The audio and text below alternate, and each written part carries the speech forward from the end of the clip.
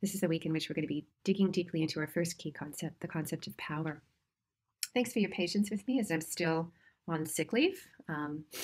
Now, just to make things more fun, I've added tonsillitis to a slip disc. So please, if you hear me sniffling, I hope it doesn't distract you too much. So let's dig in. This is a 5-part lecture structure. Don't find that daunting because during each point, there's going to be opportunities for us to pause and turn to a video that I direct you to and then resume. And of course, you can work through any of this at your own time and you can revisit it as well. So part 1, we're going to start how we usually start with the why and the what of what we're doing, the why and the what of power. In part 2, we're going to cover some ancient and historical ideas about power. In part 3, we're going to be visiting social theory.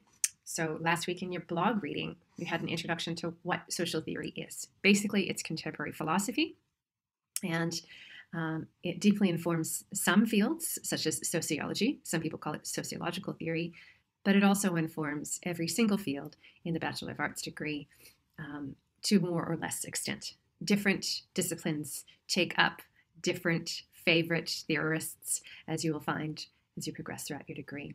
But in this subject, you'll get an introduction to some of the key ones who are generally covered in any degree. So part 3 is going to be introducing us to Karl Marx's ideas on power, Max Weber, Michel Foucault, French and Raven, and John Allen. Then in part 4, we're going to start to demonstrate how you can connect their ideas about power to what we've asked you to do, which is apply these ideas, these scholarly ideas and theories, to your world, whether that's through online social networks or just thinking about the digital sphere more generally. Part 5, we're going to be asking you to watch a pre-recorded video on the blogs because you're starting your first blog this week. But I want to remind you, as we have already, that your first blog might sound scary because it has a word that doesn't sound like it comes from English. It's just a word for web blog. And I think you'll find that it's quite straightforward. The way that we've designed it this year is that we're only using the Learn JCU discussion board to post our blogs. There's 6 key elements that we'll take you through again and again, and that it's very low stakes. The first blog must be posted by Friday, week 3. That's Friday, August 13th at midnight. But you get free 5% participation just for doing it on time. And it's not marked. It's not marked until week 9 when you submit it in the Dropbox with your second blog. And by then you have lots of time to polish and edit and work out what you're doing as you go along and read your peers and classmates' blogs and the assigned blog readings every week as well. All right, so let's get started with part 1, the lecture introduction. Why and what? So, why does power matter? And in specific, we want to be asking that question about why power matters to networks, because networks are the organizing theme of this subject. In the documentary video we asked you to watch in lieu of a formal lecture in week 1, you were introduced to the ideas of Stanley Milgram. He participated in an experiment, or he designed an experiment where he had people mail letters to people to try to find the eventual addressee, the recipient, but without giving any information about where that person lived. And of course, this was before the internet, before you could do web sleuthing to find out. And that was a famous experiment that confirmed what other experiments have found since then, that on average, it only took 6 different people sending their letter forward to someone who might be more likely to know the final recipient, the final addressee, before that letter arrived. So there's some kind of deep architecture of the universe. There are about 6 billion people on our planet, but somehow there's only 6 links between each one of us. Now, we're not going to be spending a lot of time thinking deeply about the way in which scientists study network theory, or network theory as it has been adopted by social scientists and the humanities scholars in a more sophisticated way. As I mentioned last week, the way we use networks in this subject is more as an organizing theme to think about network sociability and our social lives in more complicated pattern ways. But just as a kind of serendipitous coincidence, Stanley Milgram was also a theorist who was very interested in our first key concept, the key concept of power. You may have heard of his very famous Yale experiment called the obedience to power. This was an experiment that he conducted. So it was called the obedience to authority experiment, and he conducted it at Yale University in the 1960s. It's worth mentioning that this is an old experiment because by today's ethical standards that we're required to adhere to in order to conduct research at universities, there's no way that Milgram would have been able to do the experiment that he conducted. And this is because inherently the nature of his experiment involved duplicity or trickery. He told the participants one thing. He told them that they were there to find out whether electric shock therapy could, by reinforcement, help people become quicker learners. But what he was actually interested in was not the nature of learning and not the nature of whether giving an electric shock to somebody helped them learn something more quickly. He was actually interested in whether people would do as they're told, even if what they were being told began to seem unethical. The reason he was interested in this was because when he was doing this experiment, it was only a decade or so after the Nuremberg trials. The Nuremberg trials were famous trials in Germany where people were held accountable for their acts of obedience to authority during Nazi concentration camps. Again and again, one of the alibis that workers at Nazi concentration camps used was that they were only doing as they were told by their commander or someone who was stationed above them. So this made Stanley Milgram curious. Is this something unique to Germans? Was this something unique to the structure of the Nazi Party? Or is this something that seems to be an organizing principle of human behavior? And as a social psychologist, what he found was, indeed, it is an organizing principle of human behavior. And so what he concluded is something that I think is really fundamental to the way that we're approaching this subject. He said the social psychology of this century reveals a major lesson.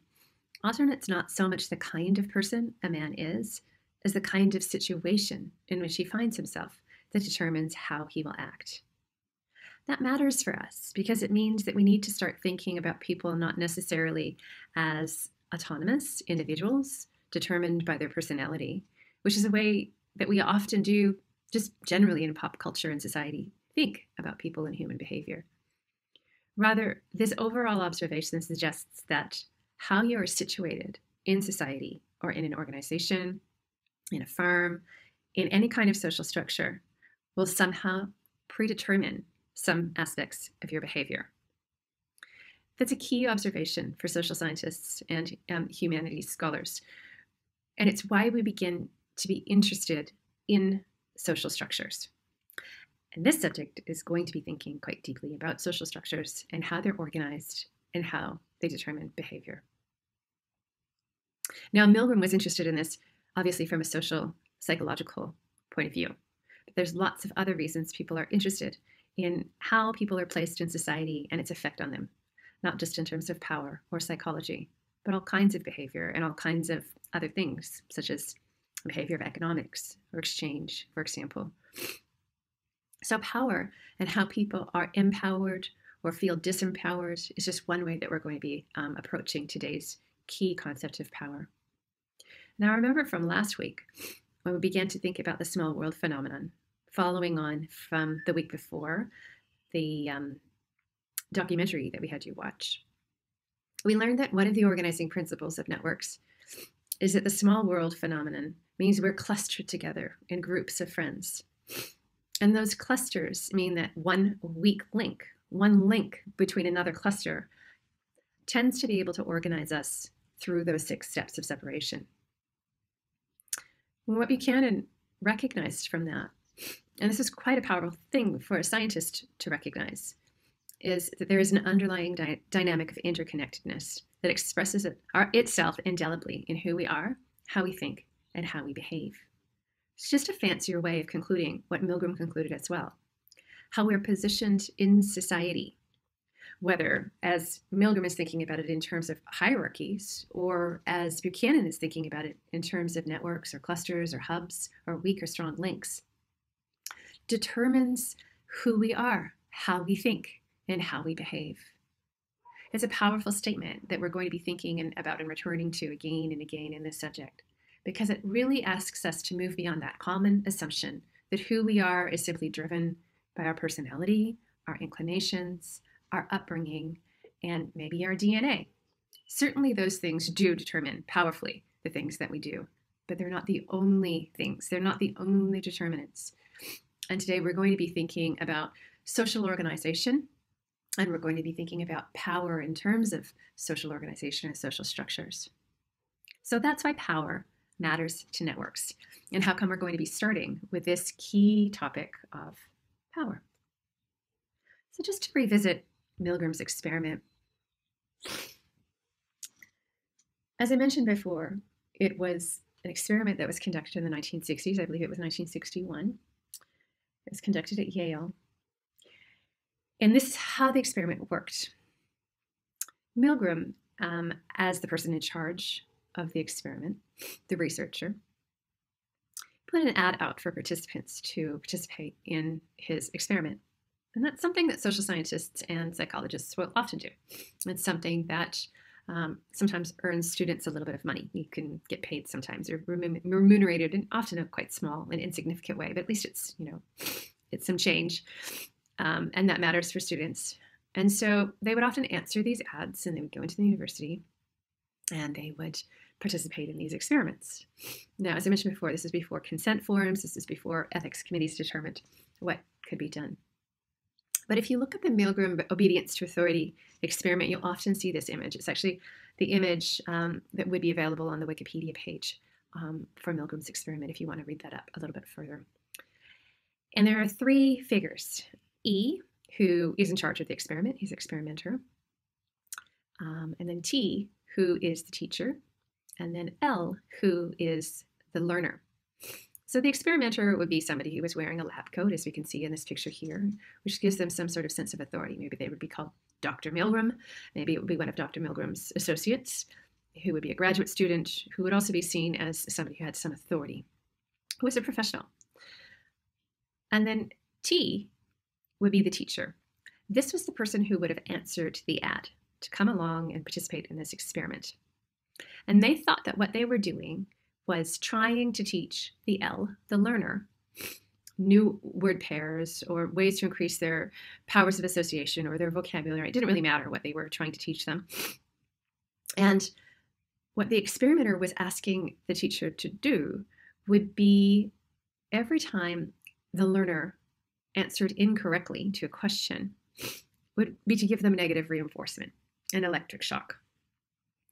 And so this is why they have this little electric doohickey on their desk.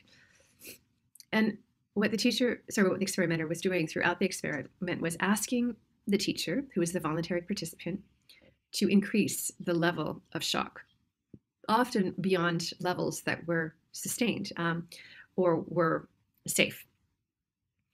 Now, the teacher was tricked because they weren't actually administering electric shocks at all. It was all a ruse. It was all fake. But the learner wasn't really a learner. They were an actor, so they were in on the experiment as well. And so as the experimenter would ask the teacher to administer higher and higher levels of shock, the learner, who was an actor, would act as if they were in more and more and more excruciating levels of pain. And what Milgram actually wanted to find out was if the participant, the teacher, who was an ordinary person, perhaps a student at the university, would continue to administer these shocks beyond what seemed safe or even ethical, just because they were being asked to do so by somebody who was perceived as someone in authority. What they found has been repeated in more safe ways since, but it was a key finding that over 65% of people do what they are told. Over 65% of the teachers continued to administer higher and higher levels of unsafe electric shocks to the learner, despite the learner's evident pain, despite safety risks, just because the experimenter, who was somebody in a lab coat and who had perceived authority, was asking them to do so. So let's just briefly pause this lecture right now and have a look at a little video that explains this historical experiment.